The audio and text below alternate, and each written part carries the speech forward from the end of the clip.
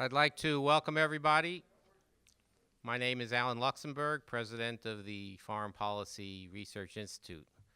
We're very happy today to sponsor a special event on the occasion of the 100th anniversary of the independence of the three Baltic states, Estonia, Latvia, and Lithuania. And this program is an outgrowth of a project that has been going on for 3 years at FPRI called our Baltic Initiative, which is itself part of a larger program called our Eurasia program. We've had great success in publishing voices from the region in our various publications and in having American scholars write about the region culturally, politically, economically, and with respect to national security issues. Before we begin the formal part of our program, I would like first to thank John Medvekis and Chris DeBard for their support through the J.J. Medvekis Foundation and the Martin and Audrey Gruss Foundation for support of our Baltic Initiative and for support of our program. So join me in thanking them.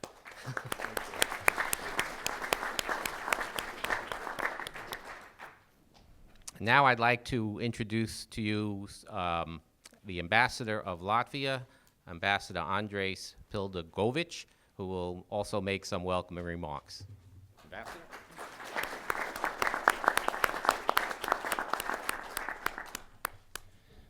Good morning, everyone. Labrit, President Luxembourg, Consul John Medvekis, Professor Kotkin.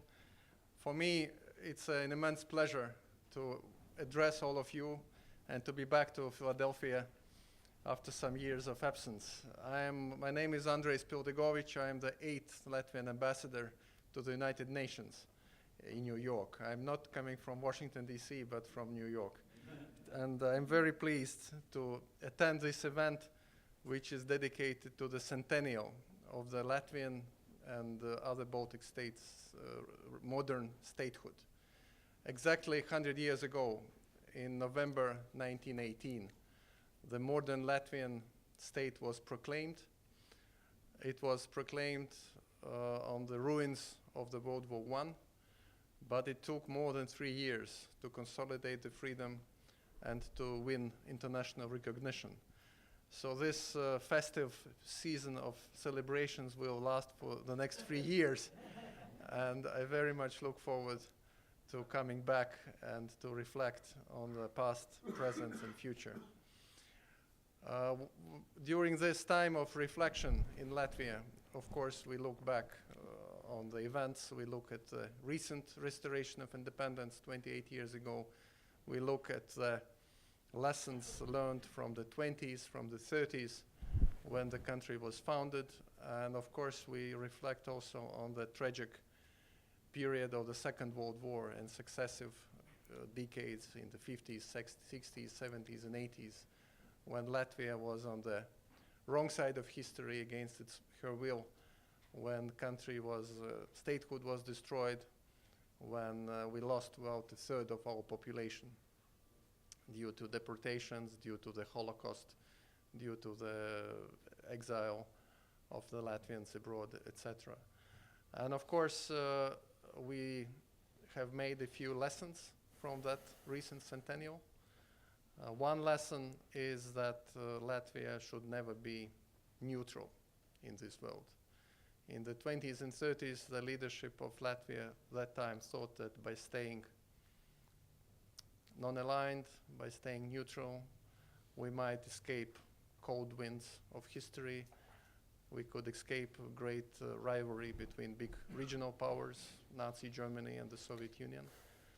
And as you know from the history, we failed quite spectacularly. We lost statehood. De jure, legally, it continued to exist. More than 30 countries did not recognize incorporation of Latvia, Estonia, Lithuania into the Soviet Union, but de facto country was governed by the Soviet Union. We lost 2 generations of independent life of Latvia. We miraculously regained freedom during this song revolution, Gandhi style, non-violent independence movement. But still, one of the lessons is that we have to be very much engaged into world affairs. We have to have strong allies. And in that regard, of course, after regaining of independence, one of our prime goals has been to be very strong allies of the United States, to be members of NATO, to be members of the European Union.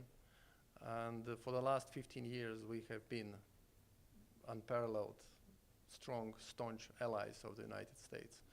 And I think this is one of our lessons that we have learned and which we are going to cherish and treasure and develop and nurture in the future.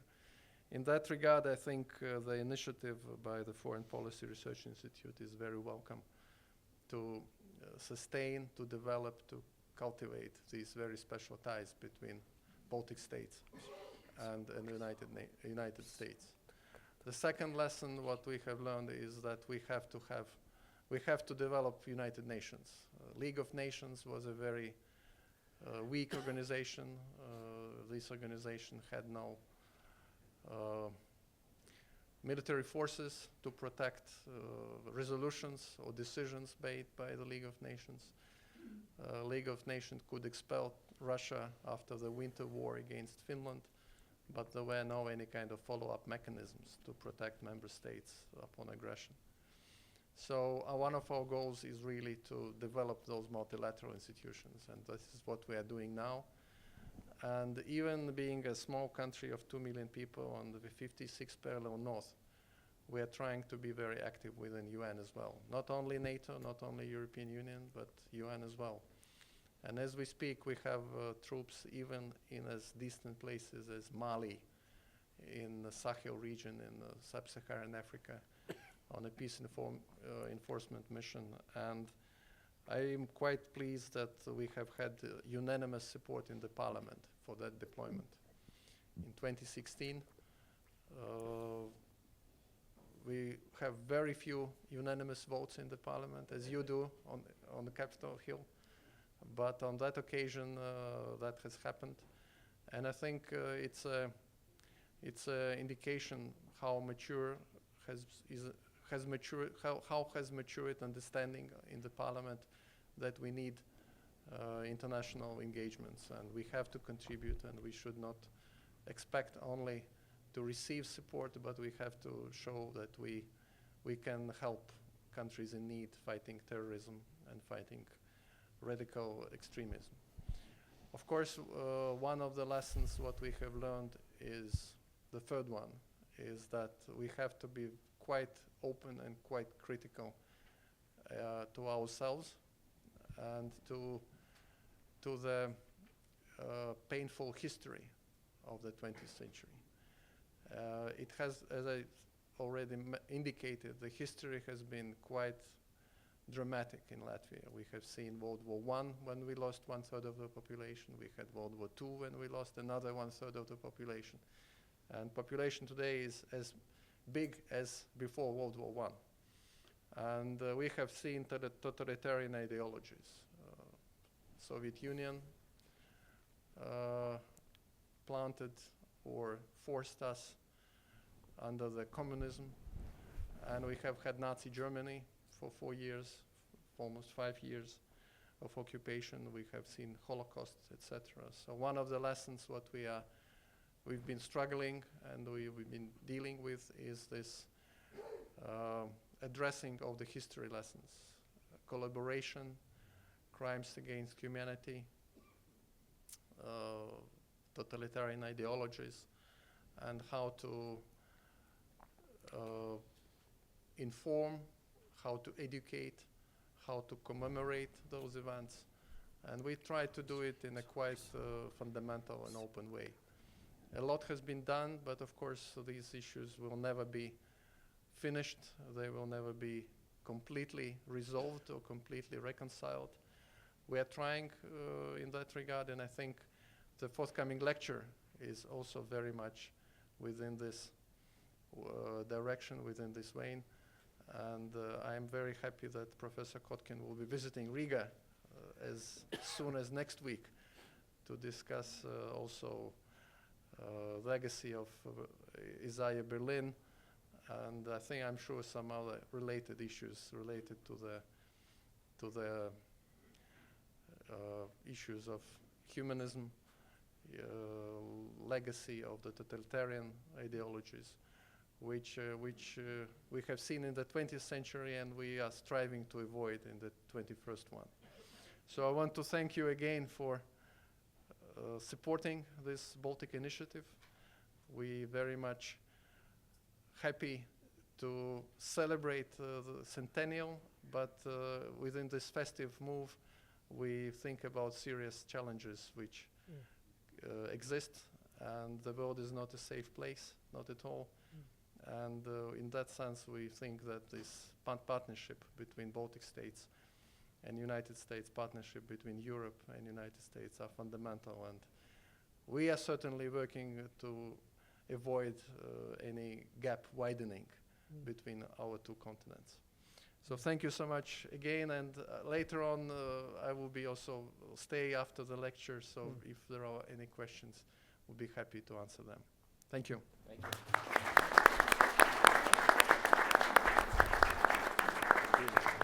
you. Thank you, Ambassador.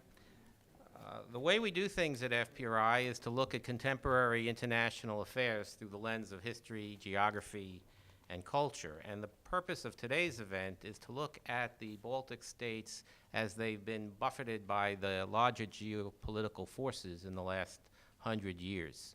And there really is no one better than our speaker today, Steve Kotkin. Steve is the Berkman Professor of History and International Affairs at Princeton. He's a senior fellow at the Hoover Institution, and he is also our own Eurasia Fellow here at FPRI. He's the author of numerous books on geopolitics and authoritarianism. His two most recent books are the first two volumes of a trilogy on Stalin. The first was called Paradoxes of Power, 1878 to 1928. It was described by the Wall Street Journal as superb, by the New York Times as riveting, by the New Yorker as near definitive. And the second volume, Waiting for Hitler, has won the Arthur Ross Annual Prize from the Council on Foreign Relations. He has written for the New York Times, the New York Review of Books, the Financial Times, and lots of other periodicals. And as the ambassador said, he'll be giving the very distinguished annual Isaiah Berlin lecture in Riga next Thursday. So if you're in the vicinity, feel free. This is just a dress rehearsal for that. So anyway, please welcome Dr. Stephen Kotkin. Thank you.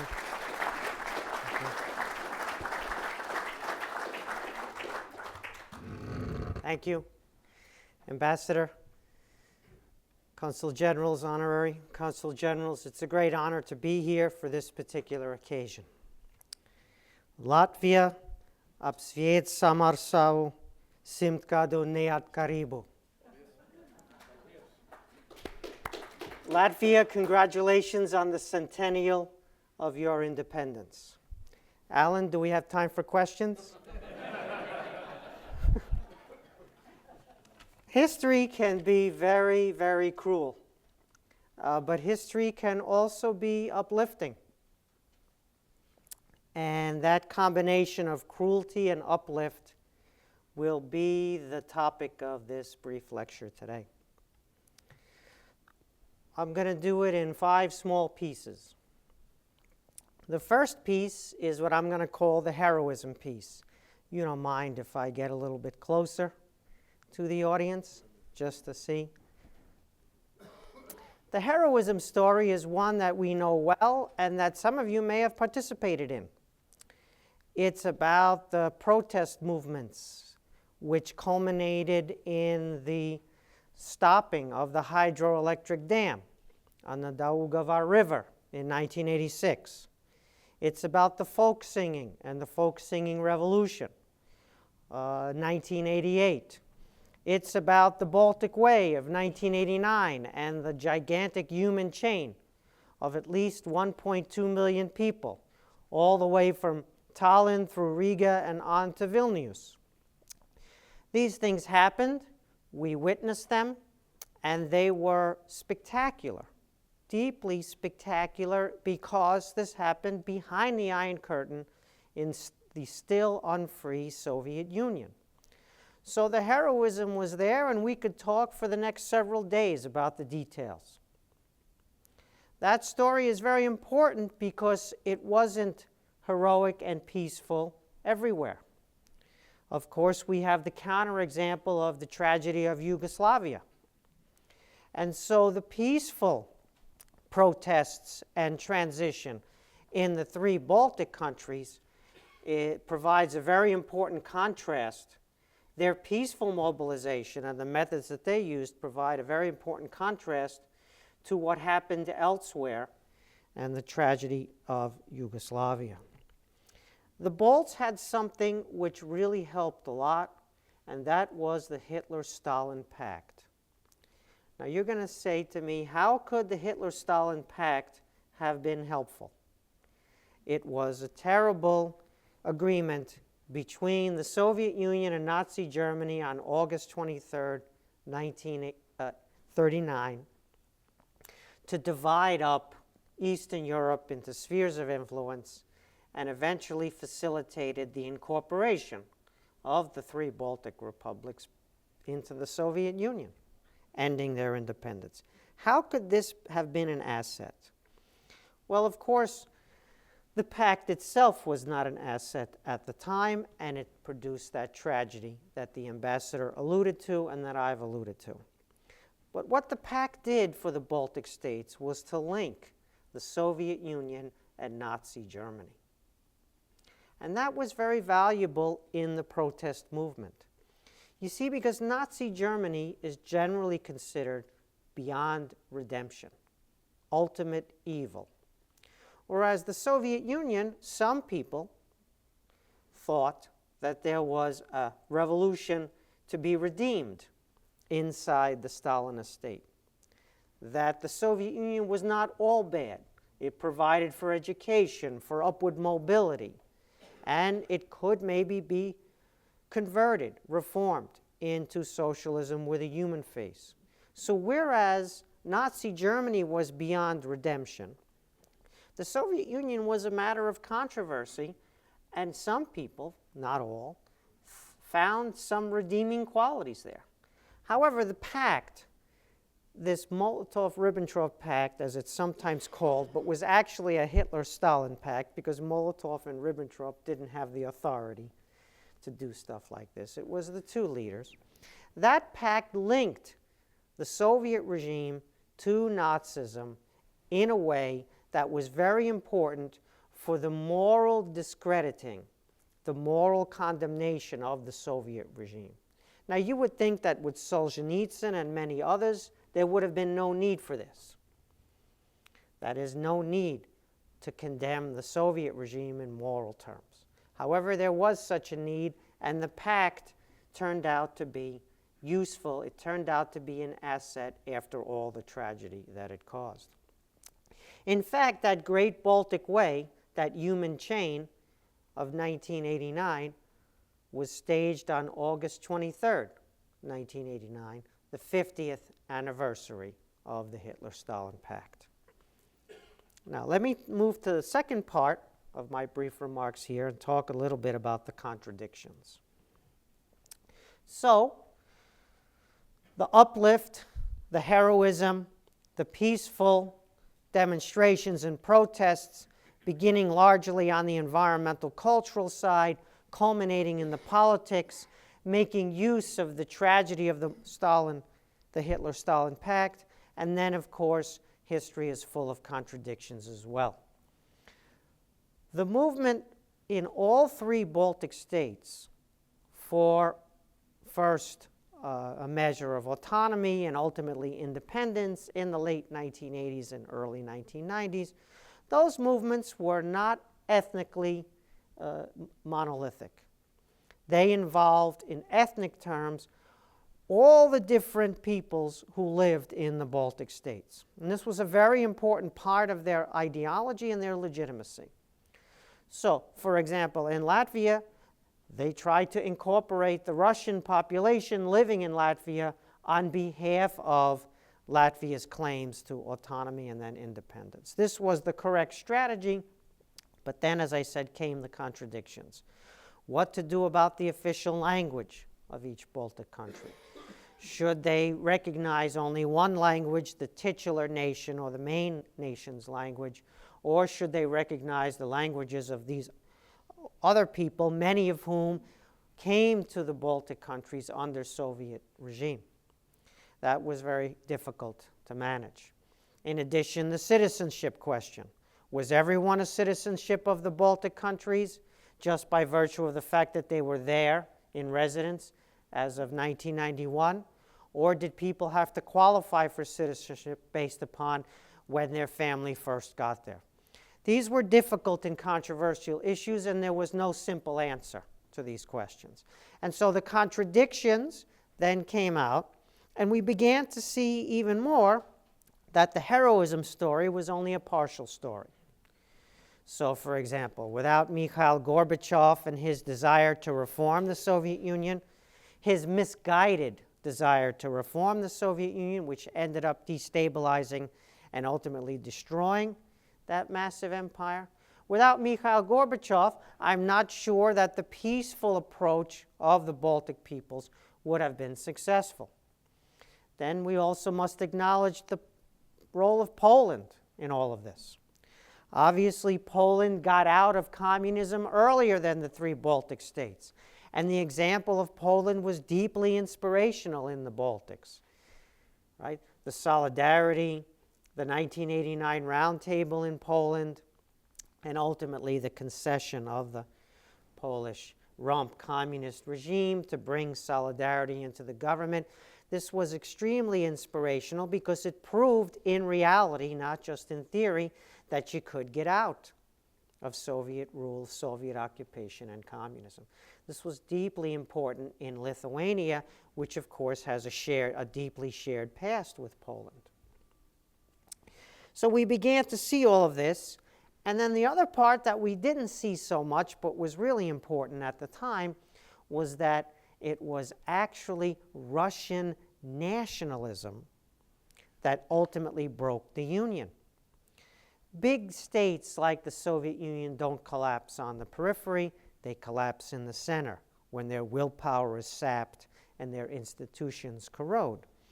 And Boris Yeltsin, as you'll recall, led a movement in Moscow against Moscow. It was a movement on behalf of the Russian Republic, the Russian piece of the Soviet Union against the Soviet Union. And it was on the basis of Russian national consciousness. We didn't take Russian national consciousness very seriously, neither at the time nor prior to that, but of course we're taking it much more seriously now. And it was a very key ingredient in what happened in the Baltics as well, because Boris Yeltsin went to the Baltics and cut a deal and favored Baltic independence as part of his play against the Soviet Union on behalf of Russia. Still today, we speak about the Soviet collapse versus the Baltic Revolution. We give agency to the Balts in their heroism, which, as I said, was real, and we witnessed it in real time. I remember that Lenin statue in the center of Vilnius coming down off that pedestal. Some of you may have remembered that as well. At the same time, however, why do we call it the Soviet collapse and the Baltic Revolution? In part, it's because we don't give as much agency to this dimension of Russian nationalism and the revolution that took place in Russian consciousness as well as took place in the other Union republics, including the three Baltic states. There are deeper contradictions and deeper history that we don't have time to go into today. Tallinn, which is the capital of Estonia, where the singing revolution began, and then also took up great momentum in Latvia. Tallinn means Danish town. The capital of Estonia means Danish town. So there is a deep and rich history of connections. Obviously, the Baltic Sea is a sea.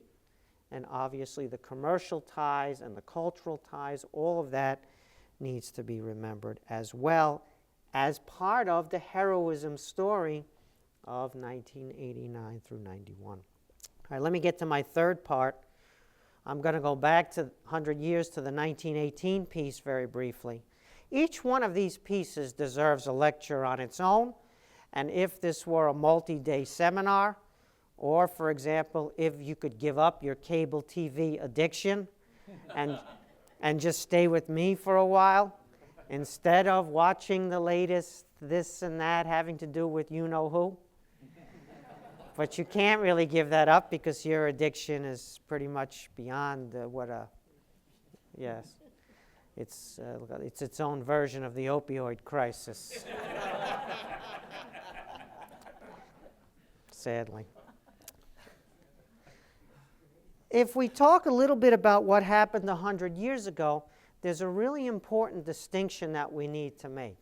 Now remember, history is very cruel, but in the cruelty sometimes there are these assets that we don't fully understand until the fullness of time. So the Hitler-Stalin Pact was beyond cruel, and yet it could eventually, after all of the terror and destruction that it involved, it could nonetheless ultimately prove to be an asset. We wouldn't want it in the first place. We would have preferred to avoid it, but once we have it, then it can, in the fullness of time, have multiple dimensions. So I want to talk about the German occupation during World War I of northeastern Europe, which was known as Ober-Ost. Ober-Ost. And this predominantly centered on Lithuania, but also including pieces of what became Latvia and Belarusia. Ober-Ost was Ludendorff's little kingdom. Ludendorff was one of the great military figures of Germany in World War I. And in the occupation of this area in Eastern Europe, which they called in German Ober-Ost, or kind of the Upper East, right? In this occupation, the Germans decided, remember, the Germans in World War I on the Eastern Front would win the war. In March 1918, there was the Treaty of Brest-Litovsk, where the Soviet Union, which was then Soviet Russia, capitulated and ceded a tremendous amount of territory. The Germans lost World War I on the Western Front, but they won World War I on the Eastern Front. And having pushed the Russian army back, they were then in occupation of many of these territories, including central Lithuania and important parts of Latvia. And they created this occupation regime known as Ober-Ost. And what did they do? They attempted to exploit the place for resources for the German army. So that meant rip off the peasants' grain, and that meant take everything that wasn't nailed down, and then after that was done, take the things that were also nailed down. And this German occupation, however, had a cultural dimension. It had the kind of cultural dimension that we would associate with those Germans of the Wilhelmine era, not the Nazi era. It's not the same regime. The first German occupation, the World War I one.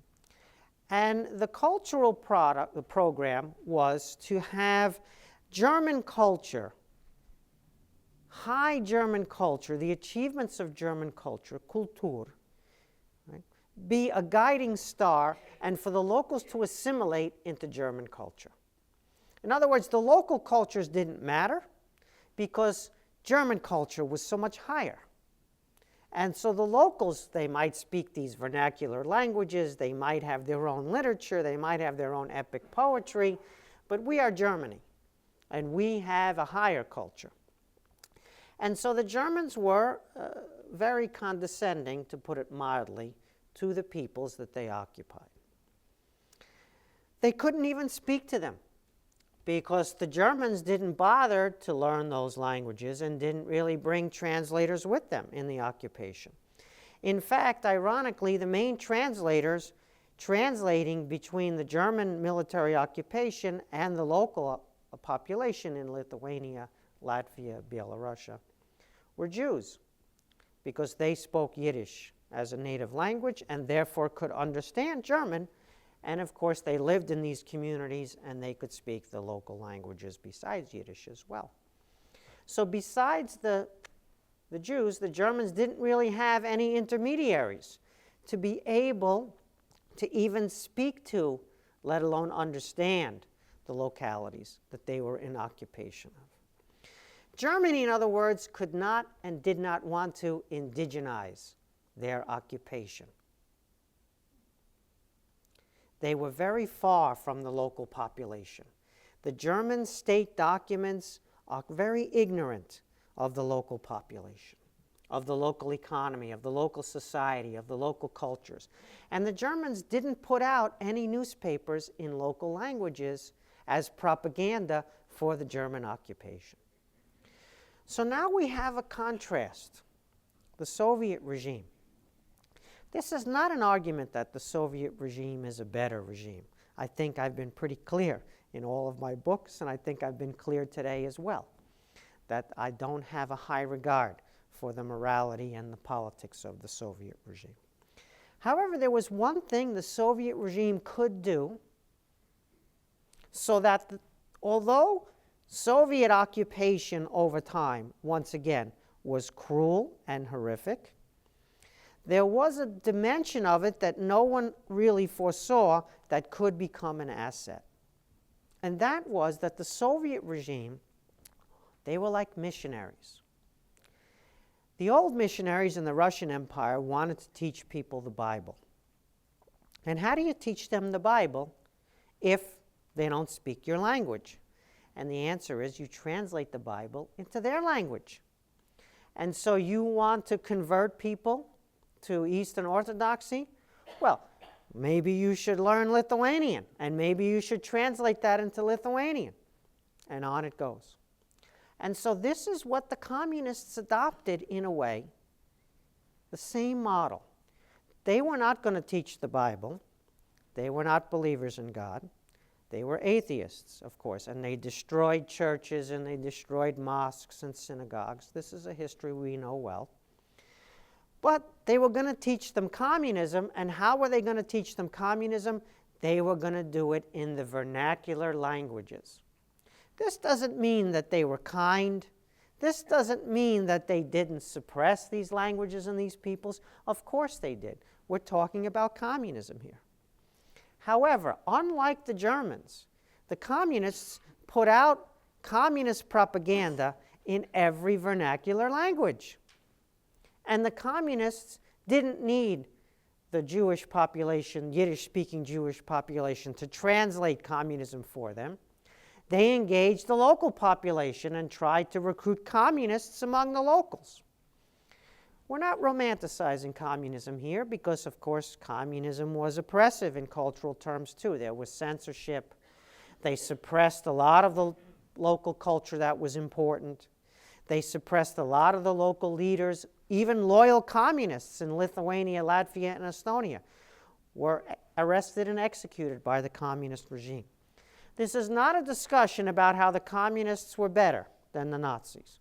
This is a discussion about how, partly intentionally and partly unintentionally, communism could and did indigenize. Communism didn't need to wipe out the local languages and the local cultures in order to achieve its goals. It was brutal. It deported tens of thousands, more than 100,000 Latvians, for example, during the period of communism, right, were deported from the territory of Latvia elsewhere in the far north to Gulag labor camps. We know this. All I'm saying is that there's a kind of irony here that communism, in a way, because of its desire to forcefully, coercively implant itself in these localities, could and did indigenize. And as a result, didn't attempt to fully wipe out the local cultures, but instead tried to use them, which became an asset over time through the grief, the brutality, the terror, and everything else for the locals. All right, point number 4. I think I'm okay with time. I better just check. We're almost done. I'm going to go and take you briefly to Tibet and Mongolia. Now, that may seem silly in a lecture on 100 years of Baltic independence, but then again, those of you who have attended more than one of my lectures will know I'm not above silliness or attempted silliness. If you look at the story of Tibet within this 1918 Baltic framework, you see some heartbreaking similarities, but more heartbreaking differences. Tibet was able, briefly, not de jure but de facto, to break off from Chinese rule and to become independent, not in law, but in fact, from 1912 through 1949. The kind of same period that we're talking about laid the foundations of these modern states, these modern nations on the Baltic Sea. The differences were, however, that Tibet was not admitted to the League of Nations like Latvia, Lithuania, and Estonia in September 1921. Tibet didn't gain that recognition. Now, if you look at the history of the Western powers vis-a-vis the Baltics, you see a lot of cynicism. You see a lot of failure to help. You see a lot of opportunities where they could have done more and failed to do something, especially in the 1918, 19, and 20 period, when they all assumed that the 3 independent Baltic states would be absorbed back into Russia, unfortunately. So they didn't really aggressively promote the independence. The powers didn't aggressively promote the independence of the Baltic states in that period right after 1918. But they did a whole lot more for the Baltic states than they did for Tibet. In the case of Tibet, you had the British and the Russians competing for influence in Inner Asia, that so-called Great Game, all throughout, right, Inner Asia, Iran, Afghanistan, India, right, and of course, Central Asia or Inner Asia on both the Russian side and the Chinese side. But that competition was limited by the difficult terrain. The mountains are really high, the snows are really deep. The ability to access Tibet was very, very limited. And moreover, each side, Britain and Russia, were only looking to deny the other control over Tibet. They weren't looking to promote Tibet. Eventually, of course, the Chinese communists under Mao are victorious, proclaiming in October 1949 the communist state in China, and then they send the troops into Tibet almost immediately after proclaiming the communist state in China in October 1949. The Tibet story now is obviously different from the Baltic story. Tibet is being overrun by communist China. And its prospects for the kind of free and independent state that we have in the Baltics are dim. Mongolia provides another contrast because Mongolia did break away from China, and it broke away in large part because Russia decided to do that under the Soviet Union. In 1921, the Soviets helped stage a coup which eventually was christened the revolution in Mongolia. In part, the proximity to the territory of the Soviet Union helped a lot, and in part, the local agency also helped because many of the Mongols who participated in these events saw in the Soviet Union a vision of the future. Mongolia suffered incredibly under Soviet rule. It was the first satellite. Before the East European satellites of post-World War II, Mongolia was the first Soviet satellite beginning in 1921. And they went through the Stalinist terror of the 1930s, and the lamaseries, that is to say the Buddhist lamaseries, were destroyed. The lamas were killed. The nomadic livestock herders were starved. It was the kind of communist rule you would expect. And yet, Mongolia today is an independent state. And it's only an independent state because it became a Soviet satellite, which through all this tragedy, through all this terror, murder, famine, nonetheless, the Mongolian people, like the Baltic people, survived, and they survived within their own state, which could and did escape communism. Very important. All right, fifth and final point, if I'm allowed. Am I okay, Alan, on time for fifth and final point here? Yeah. Okay. Much more needs to be said about each one of these points, and perhaps in the question period we'll explore them more. But I'm giving a very big geopolitical overview of this amazing story in the Baltics to give us not the details of what happened in the Baltic states, which we remember well, but a kind of context in which to appreciate and understand that amazing history. Let's talk a little bit about the Treaty of Versailles in 1919, and then we'll talk about 1991 and the present, the fifth and concluding piece of the lecture.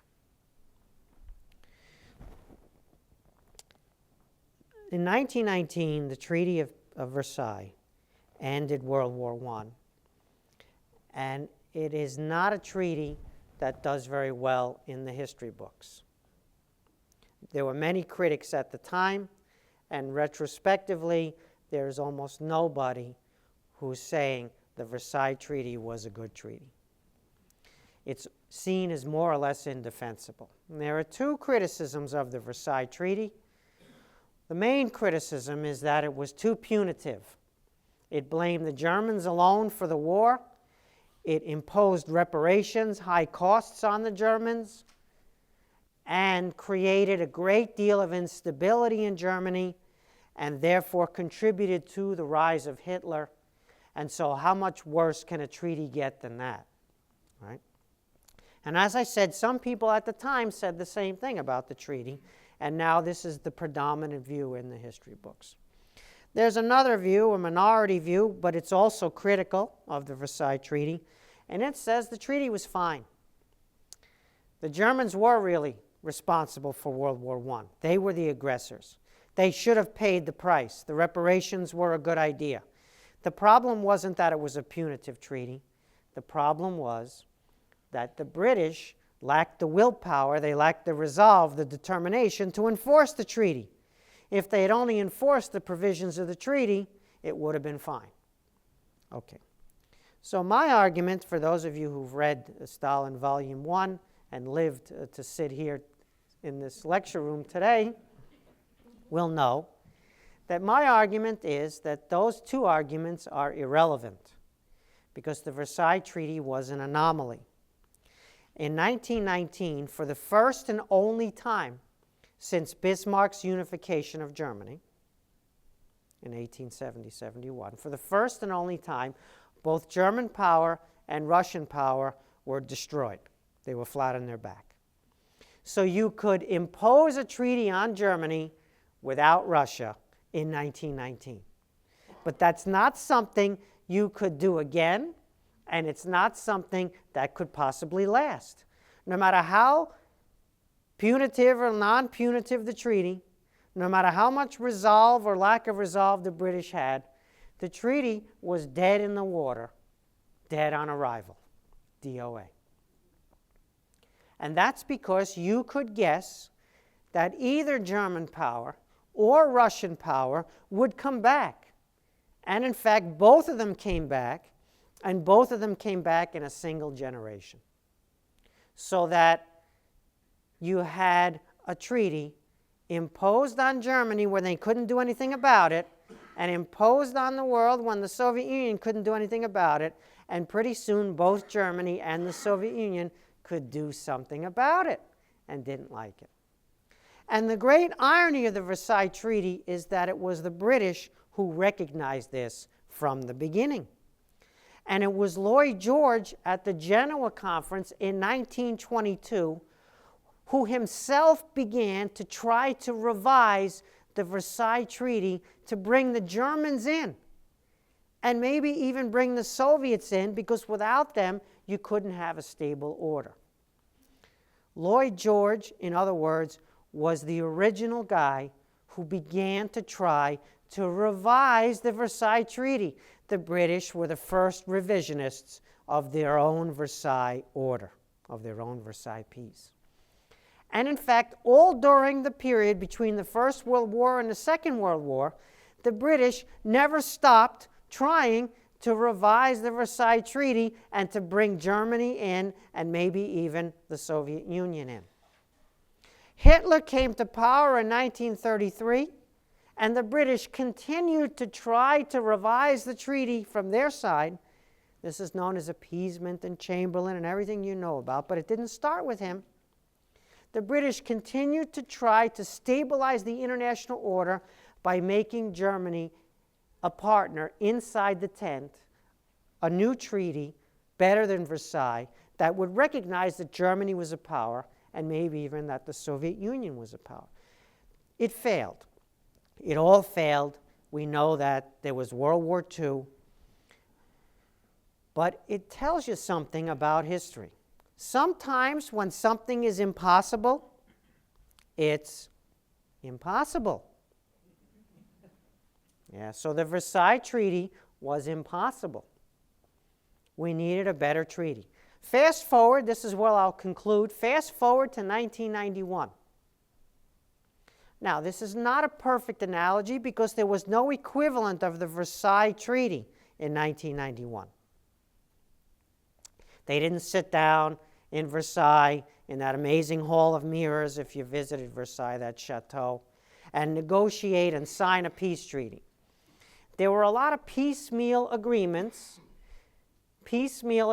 Some were treaties, some didn't have the status of a treaty, they were only memoranda, or even lower level than that. But there were a series of agreements about the new order after 1991, which, guess what, was imposed on Russia. And guess what? In 1991, Russia could do nothing about it. Do you know that in 1991, Boris Yeltsin, when he was campaigning to take Russia out of the Soviet Union, he demanded from Ukraine Crimea in 1991? Yes, he did. And you know what the Crimeans said? This is what they said. And you know what Yeltsin did about it? Nothing, because what could he do? They were in free fall collapse. He could do nothing about the fact that they didn't like 1991. What happened in 1991?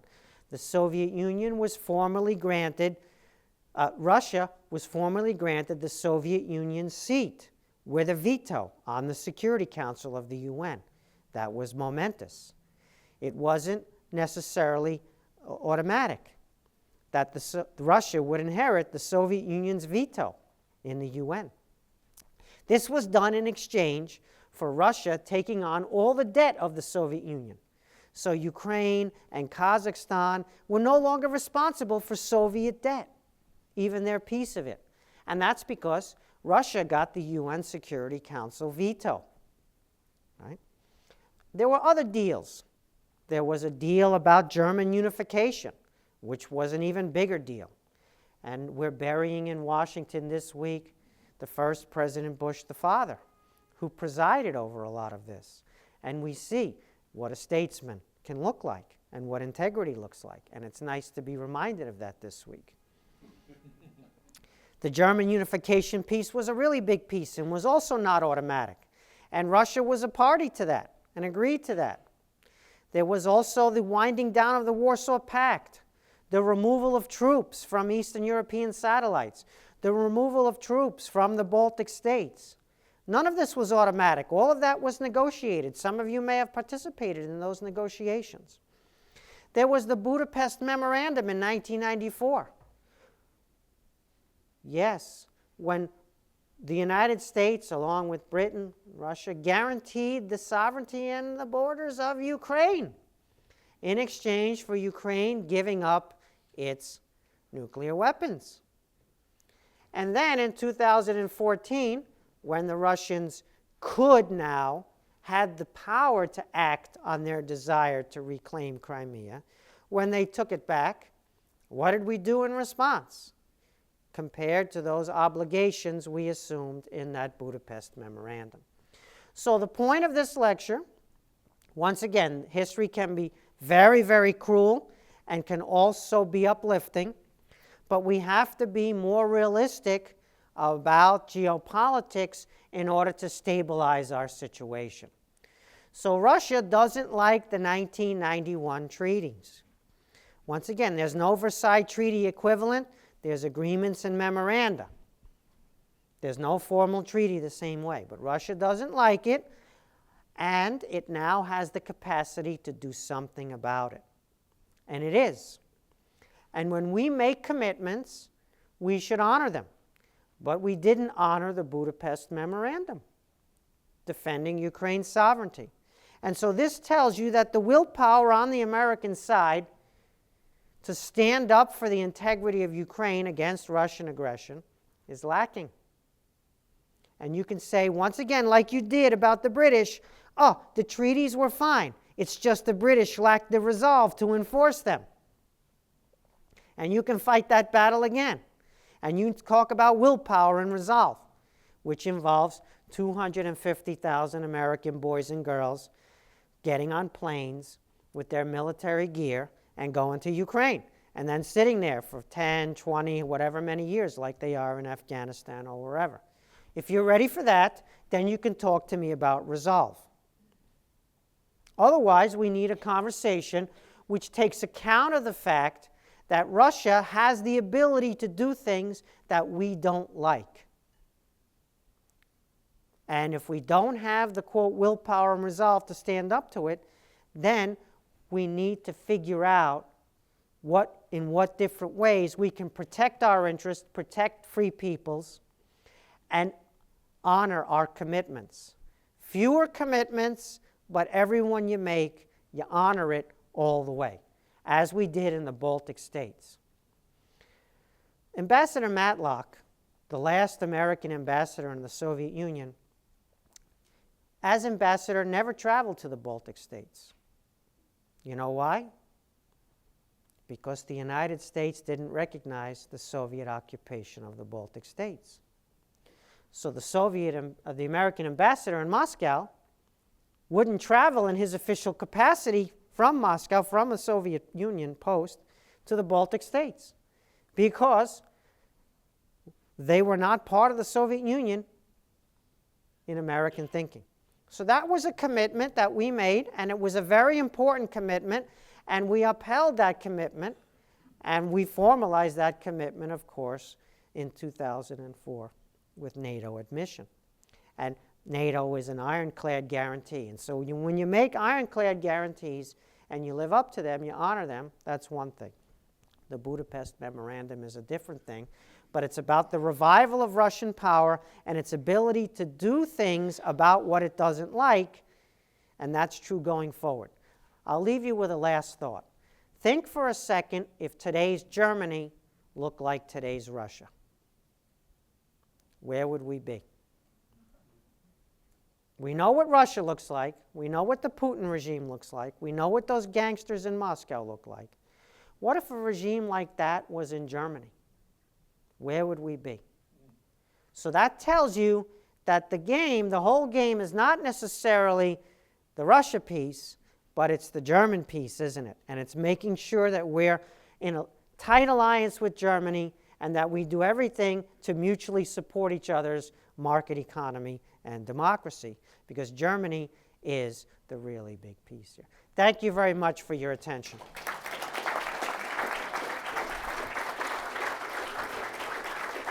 Thank you. That was great. Okay, we have time for just a couple of minutes of questions. We have people carrying microphones, so wait till they get to you. I'll recognize you if you have a question. Wait for the microphone. Yes, I'd like to go back to the beginning of the recognition by the United States. Why was it, given the Wilson administration's commitment to the 14 points and the principle of national self-determination, that it never recognized the Baltic states? Instead, that was done in the middle of the Harding administration. So American foreign policy has a lot of idealism built into it, which reflects national character and reflects certain other aspects of people's vision of the world.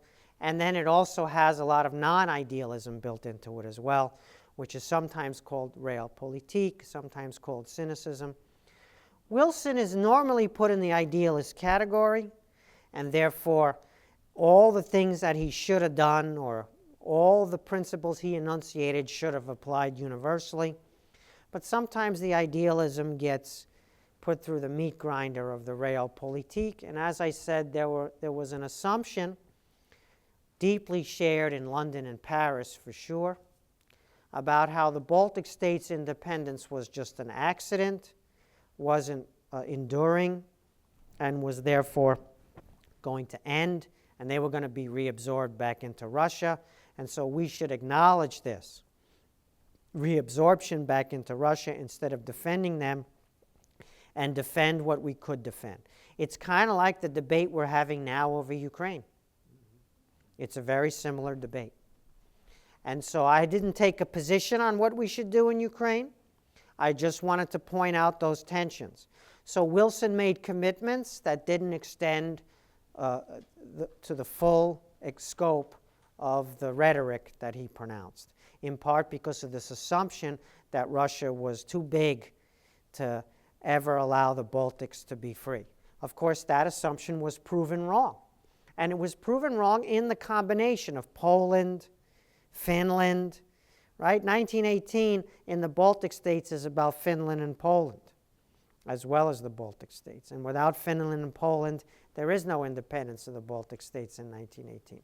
Germany also plays a really big role in support, in part through military occupation and through sometimes unintentional support, not support from a moral point of view, but support sometimes unintended consequences. So the Baltic independence was not seen as real back then, and hopefully we don't see Ukraine's independence the same way through a cynical lens.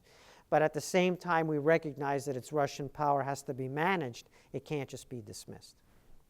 We got another one? We have time for one more question in the back there.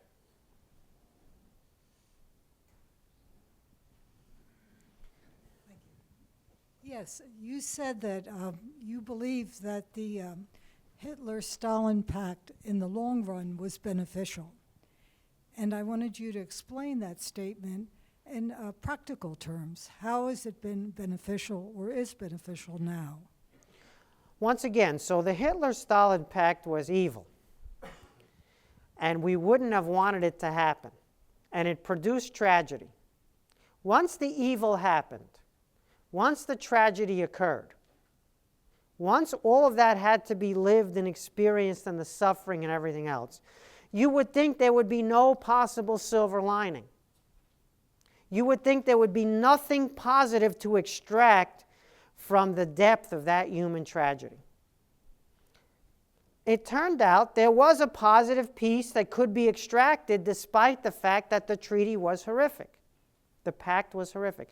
And that piece was to be able to better discredit, in moral terms, the Soviet Union by linking it to Nazi evil. The more you link the Soviet Union to Nazi evil, the more the Soviet Union was also beyond redemption, just like the Hitler regime. If Stalin and Hitler were connected, tied, no better than each other, and if Hitler was ultimate evil, that turned out to be a political asset in 1989-91. Now, once again, this is not a positive view of that treaty. That treaty was an evil pact. There's nothing positive about it. And the consequences of people who had to live under that were very stark. What happened to families? The ambassador alluded to this. That history is gut-wrenching. We wouldn't want that history to repeat. I'm only saying that after all that happened, which we didn't want to happen, there was this little piece of it that turned out to have some use. But that doesn't justify the pact, and that doesn't mean that we would want the pact to have happened in the first place. Against the pact. The problem is it happened. But in the unraveling 50 years later, August 23rd, 1989, the pact was very useful and mobilized this incredible chain of courageous people from Riga through Vilnius, from Tallinn through Riga to Vilnius. That's almost 400 miles. And people linked in a human chain almost 400 miles on the 50th anniversary of this horrific pact. And so once again, I'm looking at that and I'm saying that enabled a lot of people to be able to be brave and to bring down this communist regime in their locality. And so, so beneficial might not be the word, but it had some qualities to it that were not intended, that could be used by people after all the tragedy happened. Why are we here today? We're here today because 100 years ago, and now still today, Latvia, Lithuania, and Estonia are independent and free countries. That's why we're here today. That's what we should never forget. That was a struggle. That was horrible. You heard the details about losing a third of your population twice. Who would want a history like that? Who would want to subject their nation to histories like that? Nobody would. Nobody would want that kind of history. But unfortunately, that's the history they've had. And that's the history in many ways that they've overcome, unlike Tibet, for example, right? And so that's the history we're here celebrating today. We're not celebrating Nazism and German occupation. We're not celebrating Soviet communism and Soviet occupation. We're not celebrating any of that, tyranny and horror, right? We're overcoming that. And overcoming that is a constant process. And part of that means dealing with your past as honestly and as thoroughly as possible, including some of the paradoxes of the past, because that's how we got to the amazing place that we are today in the Baltic states. Thank you for your attention. Thank you. I want to thank Professor Kotkin. I think he criticized everyone here for being addicted to cable TV, but you could see it's far preferable to be addicted to Steve Kotkin. And, but our larger hope is that you will be addicted to the Foreign Policy Research Institute. Hear, hear. And support the high-quality programs and research ongoing every day at FPRI. Thank you for joining us.